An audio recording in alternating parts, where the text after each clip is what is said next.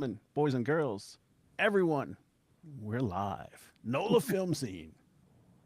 Welcome back, and we're here with our good friend Christian Stokes. Christian, welcome. Thanks for joining us. Thank you, gentlemen, for having Mr. Brian, Mr. TJ. I am glad to be shaking it up on a live Sunday at the NOLA film scene. Let's do it.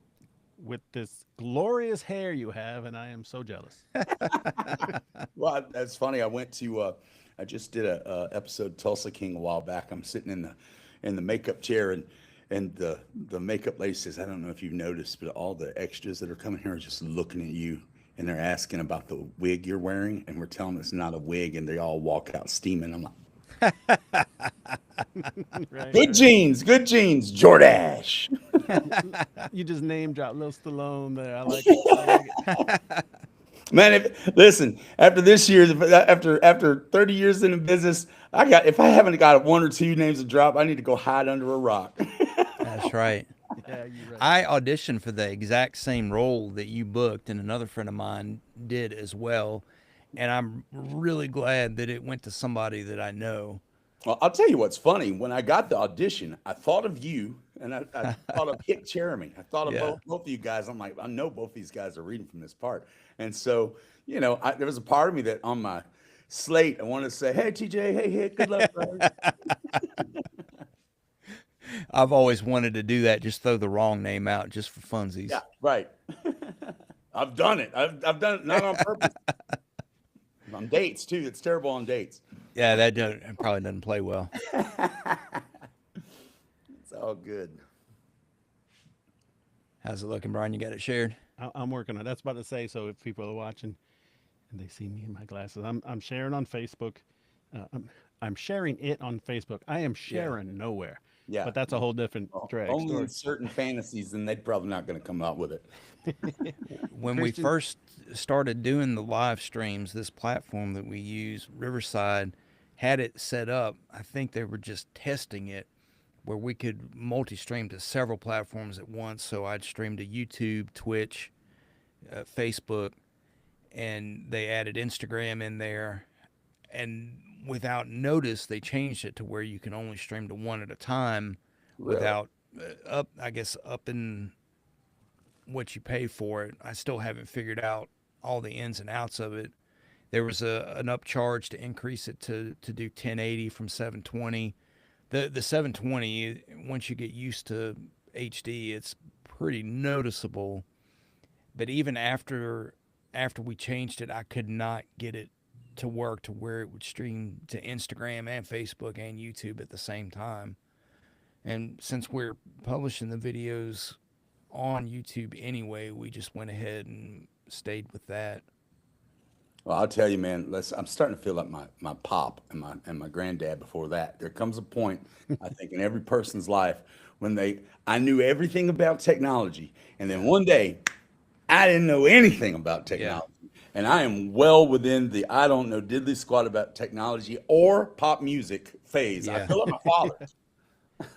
I mostly Yeah. listen to podcasts and things when I'm driving. So I've gone from music, but I'm not going to say I miss 8 tracks, but they were around when I was a kid. They were You know, around when I was a kid too. They sure Me were. too. Look, I've watched a couple videos here recently. The physical media is starting to make a comeback. People are starting to go back to cassette tapes and CDs Sure, and sure. DVDs just Vinyl, man. because Vinyl started that. yeah, yeah, it really is. I don't have any cassette players that work, but I've still got all my CDs, I Yeah. years ago I put all that digital for Apple Music and being able to put it on an MP3 player, but the physical stuff is making a comeback. Man, I remember growing up, we used to tape record everything. In Yeah. fact, I've got probably some evidence against me out there. I used to bribe my sister into making grilled cheese sandwiches for me. We'd get her to cuss on audio and then threaten to show my pop. And so we would make the best grilled cheese that we ever had. And of course, the funny thing is we're right there on audio saying, hey, Sage and Sage. And we're telling her to do it. You can hear it. And a couple of years later, What comes around goes around. Pop found the audio tape, and woo! He's just sat in the corner going, An it was ass worth whipping it. ensued. It was worth it. Do you think, yeah, with that nostalgia, you got Stranger Things that's got that 80s nostalgia, Five Nights at Freddy's got that 90s nostalgia. Everything's Right. there's a lot of the successful stuff out there right now in the film scene in general.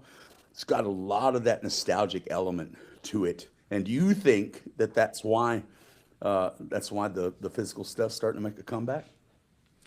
I think, at least from some of the videos I watched, uh, I'm on YouTube a lot. Sometimes it's trying to figure out how to do something, and sometimes it's just for some free entertainment.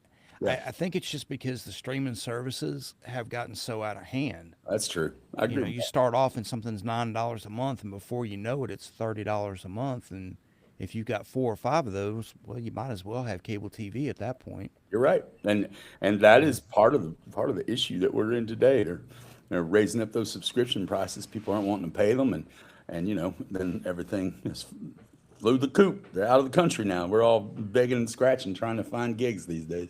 Yeah. Yep. But One of my older brothers got me into movies when I was a kid. He would come down every summer and spend a couple weeks with us. He was, my brothers were, 14, 15 years older than me when I was born. And he would always bring a stack of movies. In the early 80s, it was VHS tapes. And then when Sure. DVDs started coming out, he started doing that. But he would always bring down, I remember being, 11, 12 years old and watching Commando and, Yeah, different Arnold Schwarzenegger movies that he would bring down. And that got me started collecting. And when I got into DVDs, I started collecting them. And over the years, I built up a library of over 500 different movies. So wow. I built a server at the house called Plex, and I've got it on a Synology network attached storage. So I've got all of my movies on there, and I've got probably 5 or 6 different TV shows. Even Gilligan's Island, I've got a bunch. I love Uh, you. you know, Battlestar Galactica, I've got that whole series. I've got a bunch of them that I put on there. So even if the internet goes down, I can watch that. It'll stream from that box to my TV. That's crazy. So, You I remember mean, that it's part, not exact. I'm that sorry. part earlier when I said I didn't understand technology? That right he just said. I'm like, that sounds great. I have no idea what you did, but I love it. just to Yeah, throw a it's different question to change the flavor a bit, yeah. since we brought up Gilligan's Island, Marianne or Ginger? I'm a Marianne guy. I am a Marianne guy. Grew up, I'm a country boy. I appreciate Ginger. Don't get me Yeah. wrong. I Yeah. appreciate Ginger, but if I had to choose, it's going to be Marianne. So, Yeah, I TJ? was a Marianne guy too. Redhead. I always liked redheads, hmm but I liked the Marianne style yeah. more than the Well, flamboyant movie star style. if I was a city boy, that might be different. But I grew up in East Texas, and I had Marianne's all around. I was like, hi, hi, hi. I was That's walking right. around, introducing myself to any fire hydrant with little piggy tails. I'm a Mrs. Howell kind of guy. Yeah, there you go. Well, Just to be different. No, I'm just kidding. I Marianne. mean, she was loaded, so That's right. If you can put it with Mr. Magoo and his money. well, there you go. There you go. I love it, man. You also dropped the name of a film you're involved, Five Nights at Freddy's. That's Oh right. yeah, I know. I Tell know us all that about it. that film. Yeah, well, listen, I tell you, I'm one of these Johnny Come Latelys. I did not know what Five Nights at Freddy's was until I got the audition. Listen, I was kind of disappointed in myself because I kind of feel like I had my thumb on the pulse of everything cool, and I missed that one somehow. And I thought it was like some kind of mystery, like Five Nights in Reno, where there was going to be like a murder mystery, and there was some kind of investigation going on. And I read a bunch of sides during the time I auditioned for Five Nights, and one of them was like this noir detective movie, and so I think I got them confused. And so when I got the film, I had no idea what I'd gotten into, and I was telling my 9-year-old nephew that, hey, I got this movie. It's called Five Nights at Freddy's. I think it's like a detective movie. He goes, oh, that's a video game. There's a video game. I'm like, no, I don't think that's the one. He goes, there's Bonnie and there's Chica, and he starts talking about the animatronics. I'm like, wait a minute, I did audition for one that had animatronics, and I said, wait a minute, and I go back and I had to look. Sure enough, that's the one I got, not the murder mystery. I got the one with the murderous animatronics. I'm like going, well, how do you know about it? And then he takes me down a little a rabbit hole and tells me a little bit about the whole thing. I still didn't realize how big it was until, honestly, my first day on set. First day on set, we're rolling in. I see the big facade of Five Nights at Freddy's in Chalmette. I'm like going, wow, man, they did a great job on this. And as we're rolling in, one of the other actresses was telling me, she's like, there was a bunch of kids from Brazil that flew in, smuggled on the set, and were taking pictures and had to be escorted out. And I'm like, why would anybody fly from Brazil? I'm like, that's what's so weird. And that was the first time I realized the size of the fan base and how international it was. And I think I came to full terms with it because the day after I shot, the first day I was on set for about 3 weeks. On my second day, my name leaked out on IMDb that I was in Five Nights at Freddy's, and my social media, my phone broke. Like my phone literally broke because I had about 10,000 friend requests in a matter of 10 seconds. And so, when your phone goes ding, ding, ding, it started going, it fried the soundboard somehow.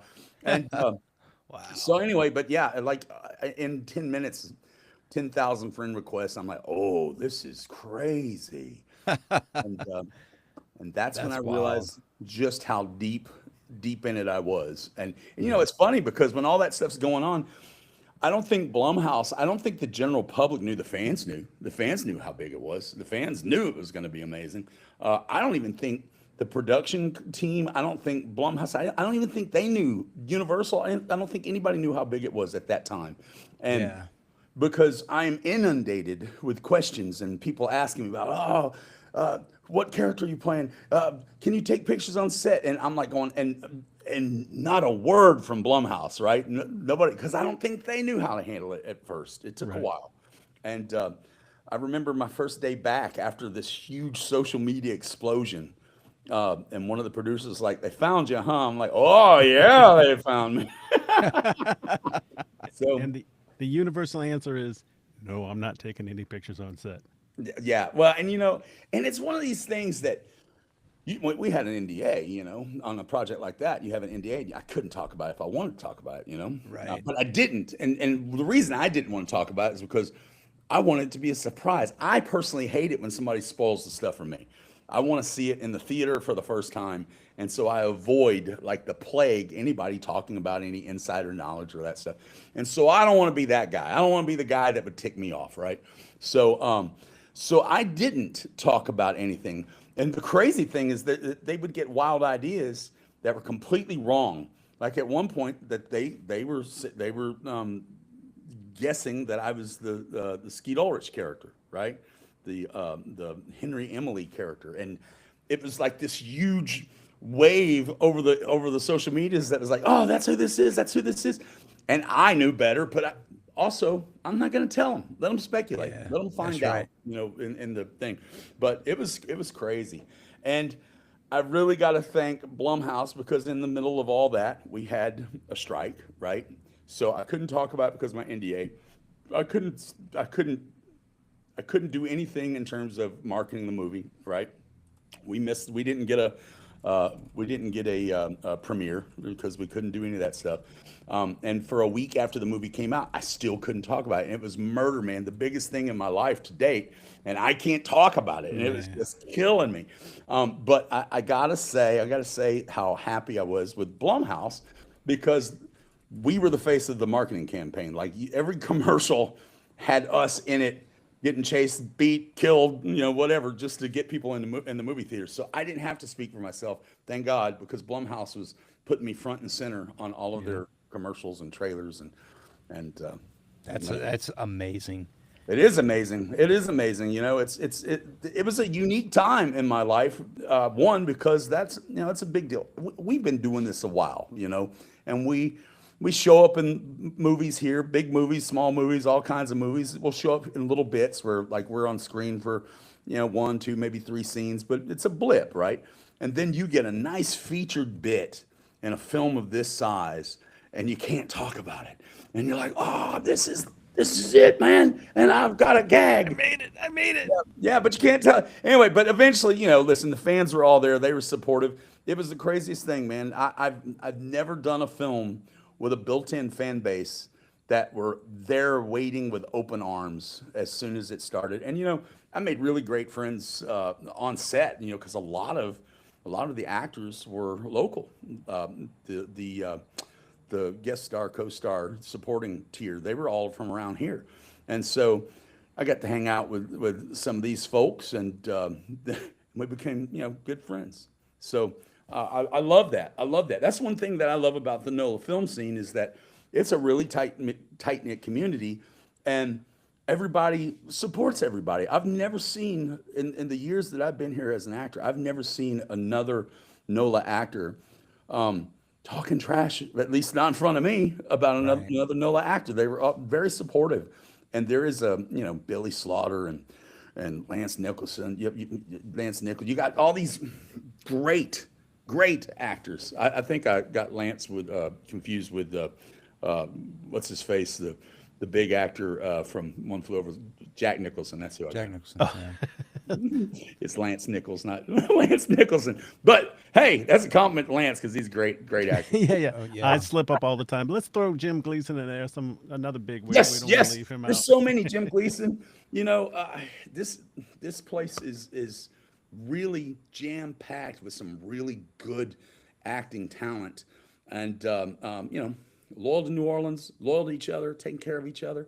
I would like to see a great revitalization of this area for film because I would like to see all my friends go to work. You know, Yeah. and Yeah, make some I've great. found that to be true. The support, you know, I mean, even you, I reached out to you, and you Sure. were absolutely willing to share the audition with me of the Yeah. thing you booked that we both auditioned for. And sure, there's competition, but people are supportive, and I haven't heard anyone badmouth. Oh, so and so booked it, and I didn't. Right. I'm. I mean, people seem to be genuinely happy for one another Yeah. when they do something, Well, and and you know, listen, I've I been in like this the community. I've been in this game to know that it's a percentages game, right? Look, I teach this in my acting classes. I tell people, look, don't look at it as a competition with other people. It's a competition against yourself because there's nobody else in that room that's you, right? You Yep. could have a carbon copy, a twin brother, walk in that room, look just like you, but they've got a different set of experiences. They'll come at a problem different. Uh, Different things elicit different emotions. It's all a unique individual performance. And so, you know, I tell everybody your biggest competition is looking at you in the mirror because you got to do the work, memorize your lines, you know, come in, know the dialogue, have an idea, and don't clam up with nerves when you get in front and you hear action, you know. So if you can get out there and just give it your best, that's a win, man, because you're not auditioning necessarily for the job, you're auditioning for the next job. And that's kind of the way that I look at auditions. There was a time when I would go and get an audition, I beat myself up and I wouldn't get the role. And, oh man, I'm gonna get dumped by my agent. I'm not booking. But but then I realized like the win is if a casting director calls you back more than once, then that's a win because obviously they're not going to call you back if you suck. They're just not going to call you back. And Right. so if you keep getting called back in a room, at that point, there was a point along the way I realized that, hey man, they're my cheerleader. They keep putting me in front of these people because they believe in me too, and they're trying to find an opportunity to get me some work. So, you know, being called back or being called back by the same cast director over and over, that is a win because now they're on your team. They're trying to help you find something that fits, right? Um, Right. I love that. I love that. I love the work. There was a couple of years ago, I auditioned for The Walking Dead, and I was up for Abraham Ford, right? The big character. Yeah. And I Look at Brian. I didn't get it. I came very close, man. I was down to if not the last two, I was down to the last couple. And kind of knew that Michael Cudlitz ended up getting that role. And Michael Cudlitz had a TV show at the time, uh, a cop show. It's called Southland. Oh yeah, yeah. And they were telling me that that I was the dark horse, that if that show got picked up, that they were going to hire one of the also rans, including me. And if that show got canceled, they're going to go with Michael. Well, I was praying, please, win. Let his show get picked up. Let me be Abraham Ford. We'll all be happy. And no, his show got canceled, so they picked him up. And I'm going to tell you, I was devastated because I had never gotten that close to something that big, knowing that if I get that job, it changes my life. All my dreams come true, right? Knowing it, I knew it. And so when you got that no, you're one step away from everything you ever dreamed of. And it falls at your feet. And it was a hard thing to deal with. And so I couldn't watch Walking Dead until, spoiler alert, until they got rid of his character. But I had to refocus and start looking at auditioning and how this job works in a different way.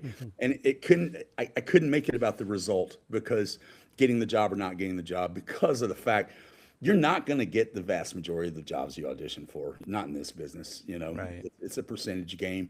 The best hitter in baseball strikes out 6 times. So, same with actor. So I had to start looking at other ways to gauge success. And it really boiled down to, are you being called back by the casting director multiple times? Are you doing the best job you can for your self tapes? There used to be, I would send my self tape up and I would spend the next 2 weeks sweating it, going, oh, how'd it do? I'm waiting to hear back. Not anymore, man. Listen, I'm at peace. I do the best job I can. I put it on film, and I fire and forget, and I don't think about it. And if it shows up, man, it's a birthday surprise. And if I get the job, it's the cherry on top. But my job now, when I get to audition, that is a chance for me to play the role the way that I see the role and put it out there in the universe. And maybe that's a collaboration they want to pick up on, and maybe it's not. But I always feel good about what I put out there with my auditions. And that is the job. I'm an auditioner. Yeah. Acting is the cherry. So That's right. Man, thank you for saying that. I have been saying it for years. yes, it's a Fire fact. and forget. Once it's done, there's nothing else you can do about it. If you That's it. left it on that audition tape, You put it there's all out nothing else you can do unless you get a call back. Yeah. Then you focus your efforts on that. That's That's right. I've been saying it, man. Thank you It's for saying true. that. And listen, you can only control what you can control. That's right. Learn your lines, right? That's Do right. some research into the role or the period or whatever it is. Try to understand what it is that you're doing. Sometimes, sometimes the team, your producers or your director they'll have certain leanings. And so if you can pick up on those leanings by watching some of their work or Googling them, seeing what, some of their interviews, that's going to give you a nice idea to way to attack the role. But, I take all that stuff, man. I was talking to Brian about this a minute ago. That's called doing the work, right? A lot of people are like, well, what's that mean, do the work? Well, doing the work is you got to know your lines. You got to study your character, just try and understand the psychology of the character, right? Understand your environmental factors, all these things that you just put into this soup and you just create character, right? You just stir it all together and you create character. And then when you get in front of the camera and you hear action, forget about all of it and just live in the moment and let it happen, because it's just like basting a turkey, that the base comes out in the flavor. So if you've done your research and you've done the stuff that you need to do, the flavor is gonna come out in your performance. You're not gonna have to think about it. It's gonna happen because you did the work, Yeah. And the main thing, as long as it's truthful and it's a real performance, people are gonna connect to it. You can see fake a mile away. An audience, they've been doing this their whole life, going to the movie or going to theater or going to see television shows. They have this built-in radar of like, that's real, that's truthful, that's a truthful performance. Oh, that's fake, that's fake. They have a built-in radar. They know. They know. They may not realize that they know. They may not even know how they know, but they know. And so if you come out and you give this truthful, honest performance, it's going to click with the audience, even if they don't understand why, right? Because we've learned, we've taught ourselves throughout our lifetime being viewers to know the difference between truthful and non-truthful. That's why that's why you have Rotten Tomato scores. Right. And you're inspiring thoughts in my head. Doing the work is a rule for your gumbo. Yes. You know what I Yes. mean? And that if you do that wrong, when you're making a gumbo, you're going to burn it too much. You're not going to do it. You're going to have, we call it the Disney one that they put out, Yeah. the crappy one. Sure. Yeah. But once you do that rule and you start adding, you're cooking. And even though I've known this for so long, I still get nervous for auditions and I want the job and you can't help it. Sure. But Human that's a nature. chance to play. Yeah. Just do it That's and it. be directable. That's it. Oh, well, You there. know, Yeah. make your rule, Yeah. let it go in the moment, but also when the director goes, well, try to like, no, that's not what I prepared. Yeah. You can't be precious with it. It's a collaboration. You're part of the collab, Mm-hmm. and so and I can't get into what I was filming, but I was filming this thing recently, and you know, I started attacking it a certain way, and it started to sound like a preacher. wasn't built to have the cadence of a preacher, but in my performance, it started happening, and it was real, and I didn't plan it, just felt it, and it happened, and the director's like, stay with that, let's keep going with that, and by the time it was over, the script had been rewritten, and the title of my group had been changed to reflect the more ministry nature of the performance. And so you never know when you start doing stuff, and this goes for the director too. They may come at you and they may say, hey, try this. And it may fire something off in your brain that you haven't thought of yet and take your performance down another road that you admire even more. So you can't, you get it. It's just same. You get into a costume when you're on set, like you're trying to think, man, how do I move? How you get in that costume? Like, oh, wow, I've got to move this way because I'm restricted. My shoulders are back. So this character is going to have to take on this flair. All that stuff starts indicating character, starts indicating, who you are. So that when you finally get to camera and go action, you're like, wow, all of these layers have created, sometimes it creates a character for you. I always say come with an idea, but don't be so rooted in your idea that you're not willing to change it. Usually I've never met a director that won't let you try your thing. Sure, go ahead and then let's do this. And absolutely, love it. I love that.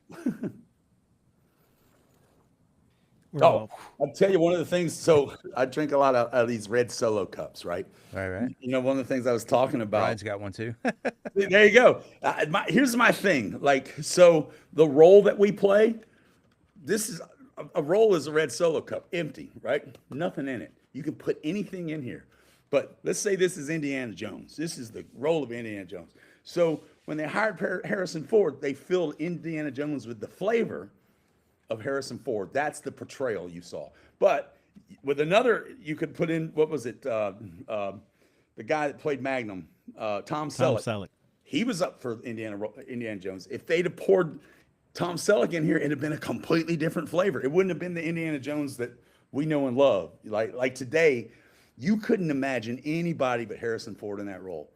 But if it had been Tom Selleck, we'd have been going, I can't imagine anybody but Tom Selleck in that role because of the flavor, right? Yeah. So you are an individual flavor unlike any other that's poured into this red Solo cup. And that's what makes the role unique. And that's why you're not competing with anybody else, because nobody else can fill that role the way that you do. Yeah, that's a great point. And if it's clear like mine, Woohoo! see the colors. That's right. You Not better hiding put some behind the clothes on role. that. I don't know if we rated for this. Oh, I was looking through your IMDb, Yeah. and you can ask TJ. I don't like doing prep too much. Yeah. You know what I mean? That's great that people do. I like this free-flowing improv kind of conversation. Sure. But your first movie was Monster Yeah. That with was Charlize Theron. Yeah. That was the one that got everything rolling. Yes, it's funny. I'd done some extra work before that. Um, I did a crazy little space TV show. I can't remember the title, back in Dallas in the '90s, and there was a movie called Blank Check, and I was an extra in Blank Check, and you got to hang out with Tone Loc all day. There's a story there. We'll get into that another time. Wow. And so, but that was, didn't know diddly squat about film and TV. I just moved to Dallas from the country. It was something I knew I wanted to do, but I didn't know how to do. And then so, in the period of time from like 1994, when that stuff was going on, until 10 years later, 2004, when I did Monster, I started working in theme parks, and I got hired as an actor in a stunt show in Six Flags over Texas, and Oh turned yeah. that into what I thought a summer job, became a career, man. I was not expecting that to blossom. And I spent the next, I don't know, 10, almost 15 years doing live show entertainment. Started as an actor, then learned all the stunts, became a stunt man when I went to Hollywood. But I was working at Universal Studios in Orlando doing the Wild, Wild, Wild West stunt show as a actor stunt guy. Yeah. I was the guy that fell off the roof at the end of the show. Oh wow. Nice. I did that for almost 10 years. And while I was there, I started dipping my toe into film and TV. It was something that I was always interested in, and but I never had the opportunity. I spent a lot of time in the '90s traveling. So I lived in Asia for a couple of years, and I lived in Europe for a couple of years, in San Francisco, and I was really focused on the live show stuff. It was paying the bills, and it wasn't until I got to Orlando where I actually settled down for a little bit doing that show, and I started kind of experimenting and like working. All my friends were doing film and TV, so we started doing little shorts. I started doing little shorts with them, and one thing led to another. I get an agent. How I got an agent? I fell off of a roof and ripped my chin open. Was in the back of an ambulance, and the EMT was like going, "Hey, you're an actor, huh?" I'm like, "Yeah." "Hey, my best friend is an agent. You should check her out." And I'm like, "Oh, I'd love to." And so it's funny. I ended up going to that agency, got signed, and got sent in on audition for Monster, and lo and behold, that was my first real gig. That's where I got Taft Hartley, and man, what a story! So I was there with Kane Hodder, the guy that plays Jason from Friday 13th. We're the two Mm-hmm. undercover cops. Originally, Patty Jenkins is the director. She's the Wonder Woman director now. Everybody knows her for that. And of course, Charlize Theron, and the greatest performance I've ever seen. It's just really couldn't believe it myself. Um, Growing up there, well, not growing up, but living in Florida for that amount of time, I knew who Eileen Wuornos was. And when they announced that Charlize Theron was playing this character, I'm like, what? No way. How's that going to work? And I get this gig. I'm on my way to do a fitting. I walk into the wrong room somehow, and these two dogs come running up to me, and I'm like playing with the dogs, like, hey, and I'm like, whose dogs are these? And I look up, and there's this woman sitting in a chair, and I realize that's Charlize Theron, but she did not look like Charlize Theron, right? I was like amazed, and I'm like, wow, wow. And so for the rest of the day, I'm walking around just going, wow, wow. That's not the Charlize Theron I remember seeing. And so I knew it was something special right then when I saw that. And very interesting thing. So we're on set, and I can't. I'm a little fuzzy on exactly what happened, but I had shot the night before. I did the pickup scenes outside overnight, and then the next day, Kane was going to join us at the bar, and we're going to shoot the scenes that you see in the movie. And unfortunately, I can't remember if his mom got sick or if there was an accident, but something happened, and Kane's mom was rushed to the emergency room, and I think she was in Chicago, but obviously Kane was, broken up, and he's like, I don't think he thought he was going to have to go and go to his mom, right? And so it kind of put the set in a bit of tizzy, and rightfully so. I mean, look, priorities, family. I got a thing. It's God, family, then it's my neighbors. Then I get into the country stuff, right? But I'm like, Patty walks up to me and she says, Christian, do you think if I had to move you to Kane's part that you could do that in the next 30 minutes? He had a lot of lines, and I'm like, sure, that was the role I auditioned for. I already know those lines. She's, what? Like, yeah, no, we could do it right now. We can do it right now. And so she's like, second team, and we did a rehearsal, and I nailed it. I mean, but I mean, Wow. but it was crazy because that's what I auditioned for. I remember the lines, and so we're getting ready to shoot this scene. Thank God, Kane comes back, and his mom's okay, and everybody just went back to their positions. And it's one of those things. I wasn't even disappointed, man. I'm glad his mom was okay. But I will remember I sat behind Charlize, like putting on the front, like I got this, I'm Superman, but my legs were shaking, right? And I'm like going, oh, please don't turn around and see my legs shaking. Please don't turn around and leave, because I was holding the nerves down so that they didn't know just how nervous I was, because this is an opportunity, But so what ended up happening is we shot those scenes, and at the end of it, Patty she comes to me, she goes, look, I've decided to add another little sequence, and we're going to take her outside and we're going to arrest her. And I want you to, here's your lines, go.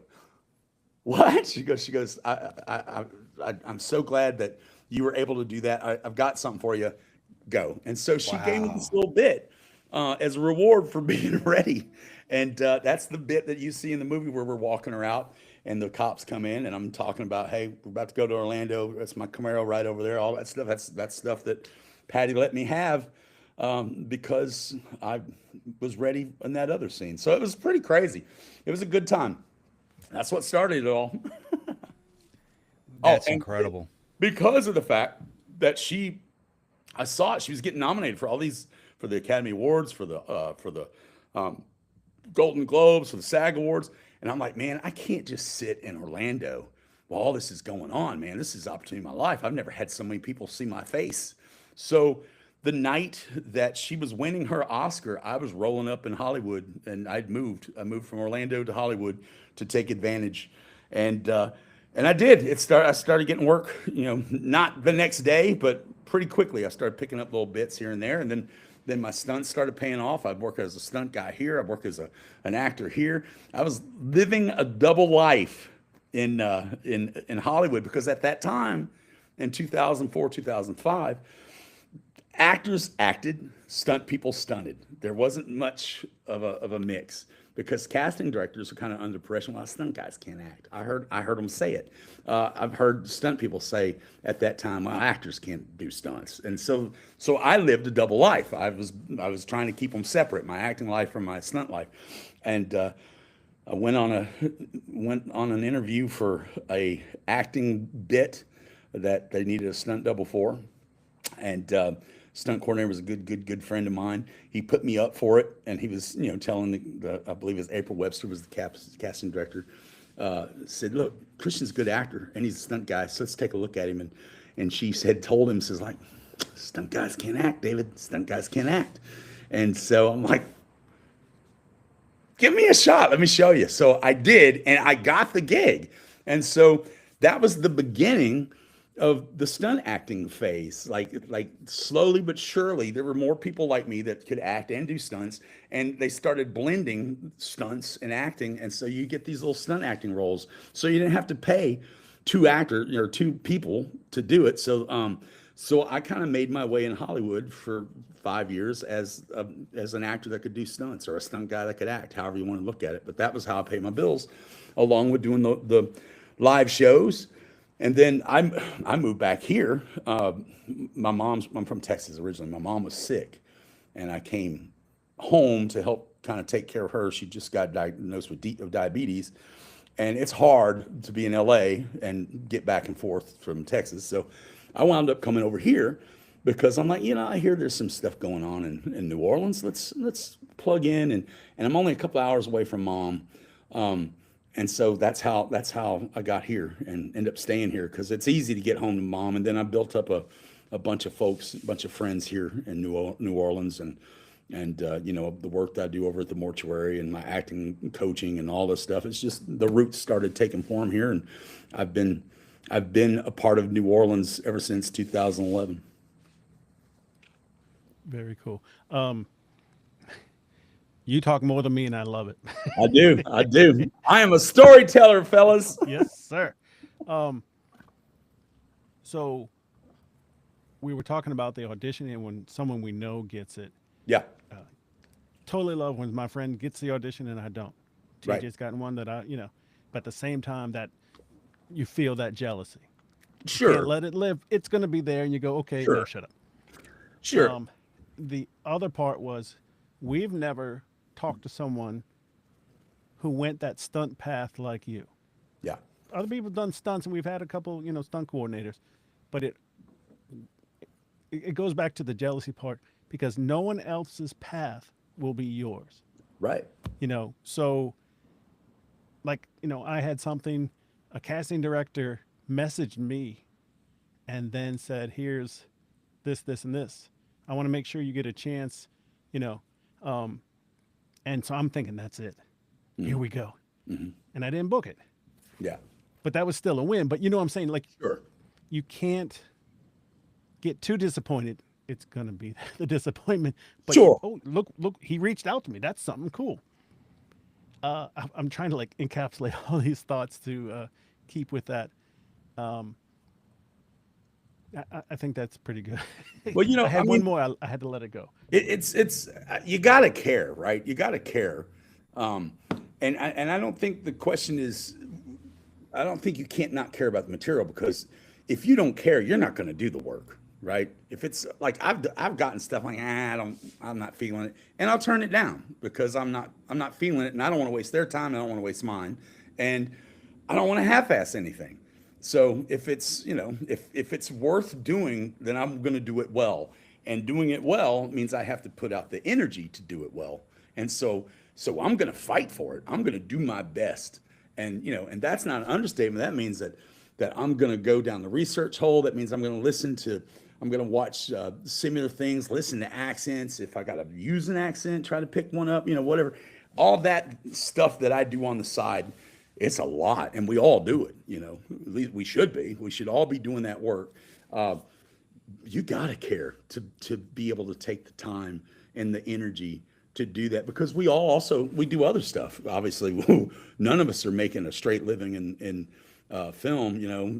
I'm waiting on my car to go to set right now. No, I'm not. I'm hanging out with you guys, talking a good talk, but you have to care. And so, that being said, when I put something on tape, I'm fighting, and I know I've got good people. Just like I was talking about TJ and Hick when I was up for this role. I know that that's the bar. I better put something on it because I know who I'm up against and I respect them. So I need to make sure that I'm at least coming with that energy. So, but I don't worry about who's better or who's worse, because I know that everybody's bringing something different. Yeah. But it is important that I give my best. My best is not going to be somebody else's best. Somebody else may be greater. Somebody else may be less than, but it doesn't matter if you're giving it all you got, because that's all you got to give, right? Right. You've heard the control what you can control, and that's it. That's what you can control. Everything else, once it's in, man, you may look like somebody's stepdaddy that they didn't like, and you're out. It has nothing to do with your acting ability. It's some intrinsic thing that's going on. They're like, I don't know. It may be that, I don't like the color of their eyes. That's not, you can't do anything about that. Yeah. They can give you contacts if that's what they want to do, if it's in their budget, but sometimes it's not. So I once it's out there, I stop worrying about it. But man, you gotta love it. You gotta love it. There are a lot of people that I've found don't love it, and I can see that in their work. I can see, because they don't put the work in. And it's not that they're not capable, it's that it's not what inspires them, Yeah. So I know what my third one was. yeah. You gotta love it because there's so much disappointment. Yeah, oh yeah, for sure. This is not it's not a get rich quick scheme Not at all. by any means. Dude, And I've been it's 30 years. You don't have that yearning that I love it if I'm on stage doing improv and I can make people laugh or storytelling. Yeah.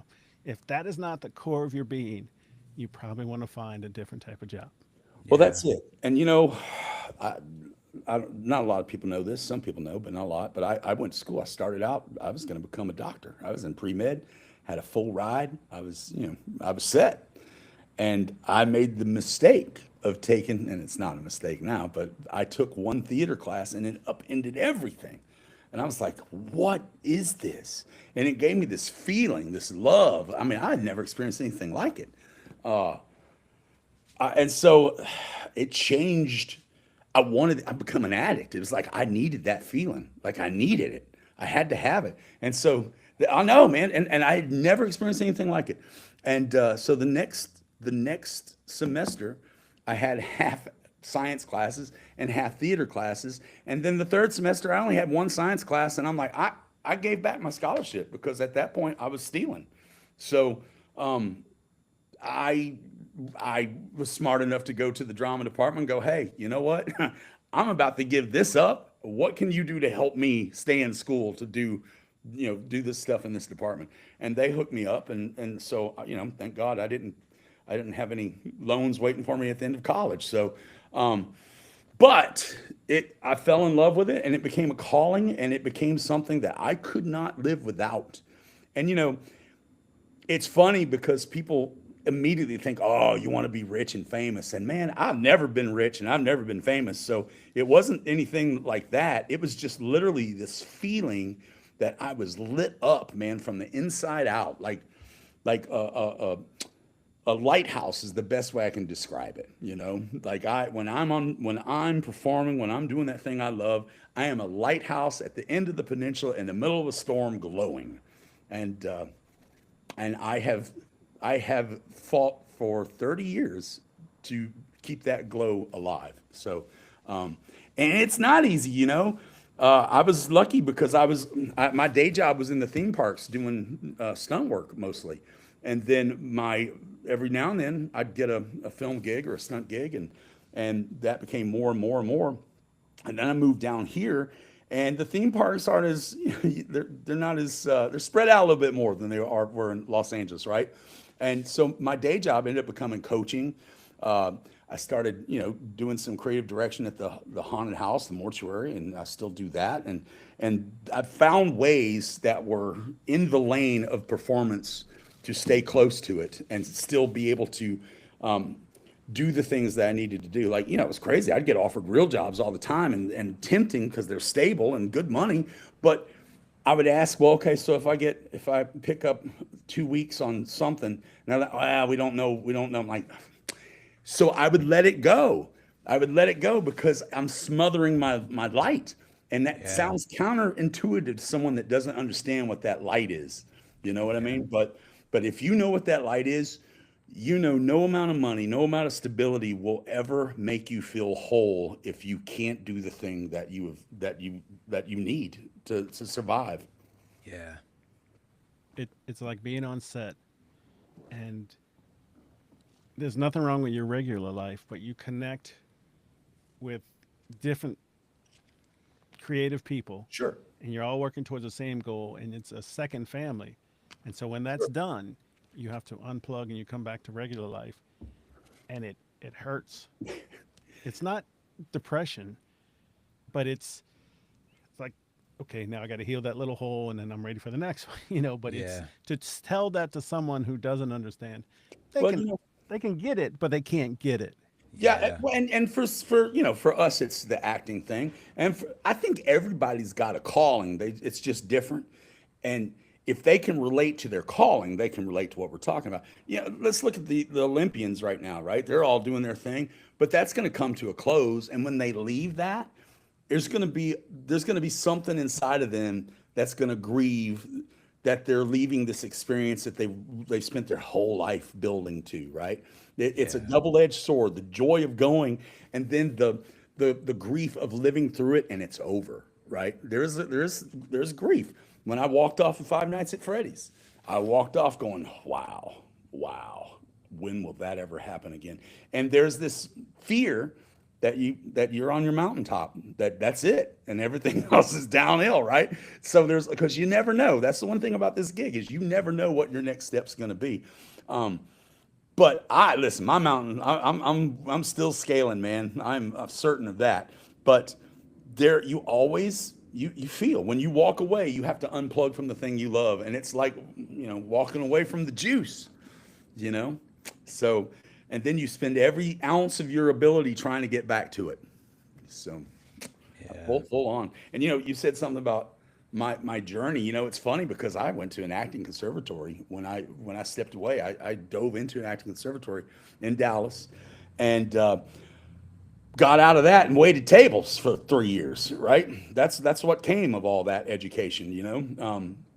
The And it wasn't until I got involved in the theme park and I got hired as an actor in a stunt show, and didn't know diddly squat about stunts. But what I did do, I've always had a pretty good head on my shoulders when it comes to survival. And I'm like, going, man, if I learn these stunts, that gives me an opportunity to make money that way too. So I can go both ways. And so I did. And I spent the next 3 years learning stunts on the road with these guys, living in Taiwan, and then we went to Germany for a couple of years, and I perfected my stunt work over those past 3 years, even creating signature high falls from 30, 40 feet.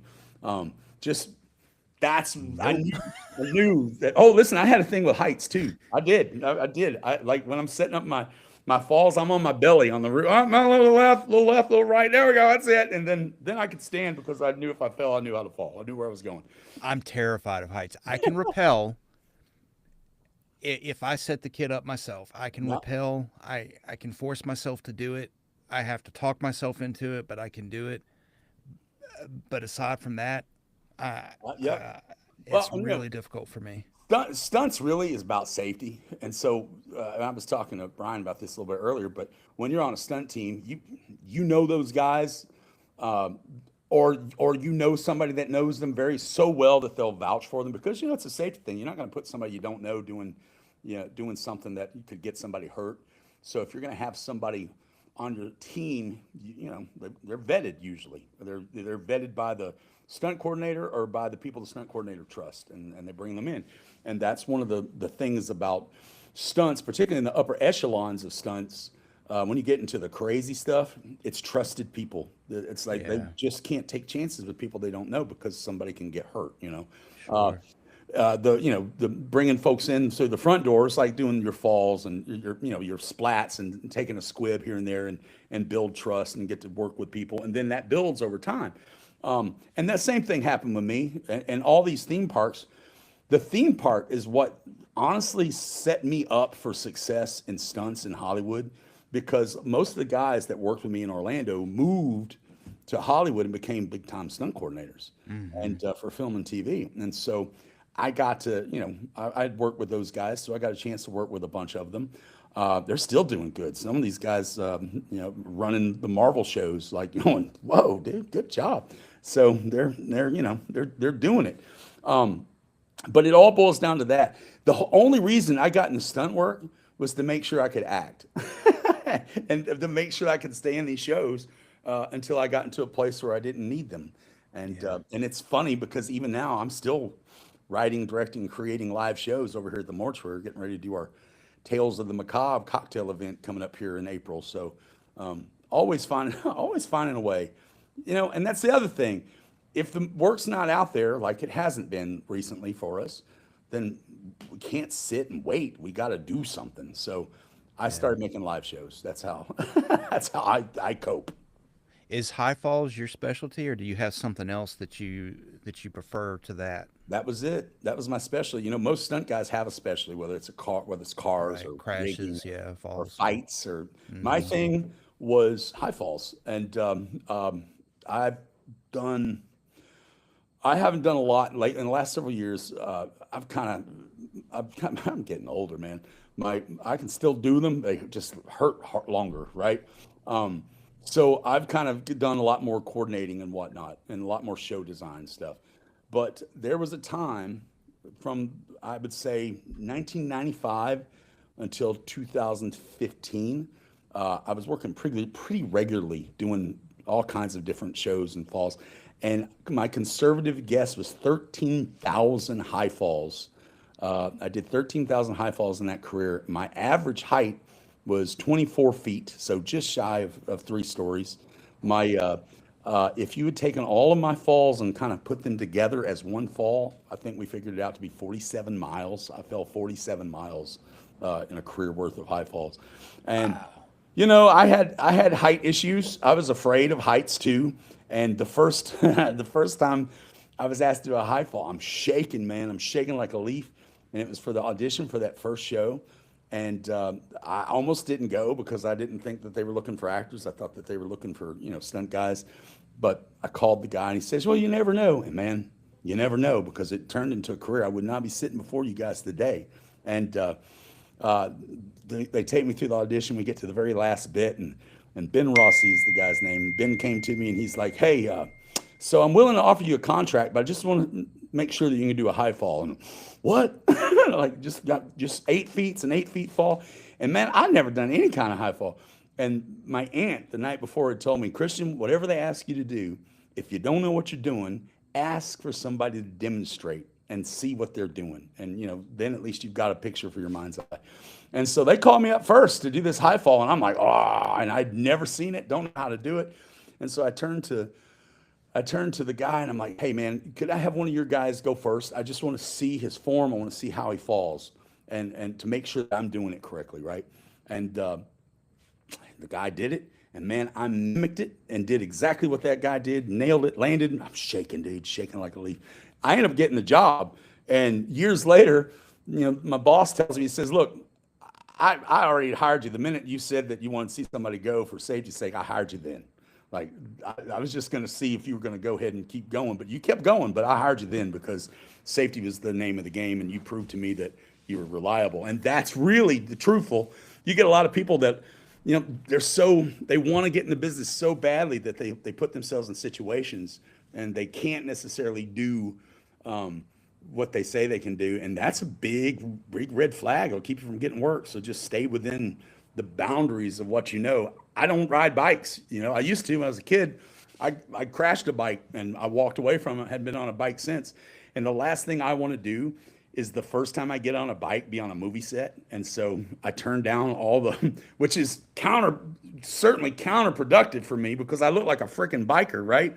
Yeah. But they asked me to ride a bike. I say no because I don't. That's a safety thing for me. I do not want to get on a bike on a movie set and crash somebody's bike or hurt somebody or hurt myself, and that's a liability to them. So, one of these days I'm going to go get in a parking lot and get the motorcycle thing back, but not right now. And I'm not going to. I know that that's a limitation, and so I don't put myself in a position where I can get myself in trouble or hurt. And it's good to know. You got to know that kind of stuff. Yeah. Amazing. Yeah. Yeah. That's fun, man. I tell you, I'm blessed. I know I'm blessed because I grew up in this podunk town in East Texas called Athens, and this kind of stuff ain't on the menu. And I saw Silverado. You guys remember that? That one of my it is probably my favorite Western. And there's that scene where Kevin Costner comes out and he's on the boardwalk and he spins those guns and he shoots the two guys, one to the left and one to the right. Well, one of those guys was from just outside my hometown. I think it was Malakoff. I can't remember. It was a small town right outside my hometown. And so I was so amazed. I'm like, what? That guy's like, he grew up next town over. He can do this. I can do this. If he can do it, I can do it. And that's what got in my brain. And I did a podcast a couple years ago talking about Westerns, and that came up, and I mentioned this actor, and lo and behold, he found me. He found me, and we became buds, man. So isn't it just crazy? It's a crazy ride, this whole thing. I love it. I honestly, there's nothing I'd rather be doing than what we're doing right now. Good times and bad. Yep. Nice.